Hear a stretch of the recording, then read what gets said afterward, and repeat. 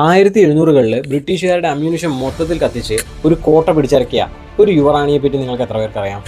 തമിഴ്നാട്ടിലെ ശിവഗംഗയിലെ റാണിയായിരുന്ന വേലു നാച്ചിയാരമ്മയുടെ കഥയാണത്. 1772 ബ്രിട്ടീഷുകാർ യുദ്ധം ചെയ്ത് ശിവഗംഗ പിടിച്ചടക്കുന്നു. അത് മാത്രമല്ല, അവിടുത്തെ രാജാവിനെ ക്രൂരമായി കൊല്ലുകയും ചെയ്യുന്നു.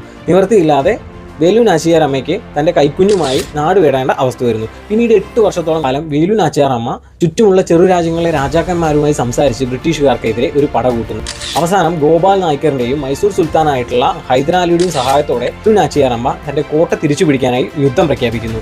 പക്ഷെ കോട്ട തകർക്കുക എന്നുള്ളത് വളരെ എളുപ്പമുള്ള കാര്യമായിരുന്നില്ല. ബട്ട് ആ ഒരു ടൈമിൽ നാച്ചിയാരമ്മയുടെ പടത്തലവിയായിരുന്നില്ല കുയിലി തൻ്റെ ശരീരം സ്വയം തീ കൊളുത്തിക്കൊണ്ട് ബ്രിട്ടീഷുകാരുടെ അമ്യൂണിഷൻ സെന്ററിന് നേരെ പോവുകയും അവിടെ ഒരു വലിയ സ്ഫോടനം നടത്തിക്കൊണ്ട് ബ്രിട്ടീഷുകാരുടെ ആയുധശേഖരവും അവിടെയുള്ള ബ്രിട്ടീഷ് പട്ടാളക്കാരെയും മൊത്തത്തിൽ വധിക്കുന്നു. അങ്ങനെ വേലു നാച്ചിയാരമ്മ അവരുടെ ശിവഗംഗ കോട്ട തിരിച്ചു പിടിക്കുന്നു. ഇത് നടന്ന് 1700-കളിലാണ്.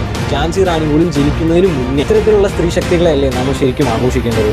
ഇവരിൽ നിന്നല്ലേ ഇൻസ്പിറേഷൻ ഉൾക്കൊള്ളേണ്ടത്? ആലോചിച്ച് നോക്കൂ.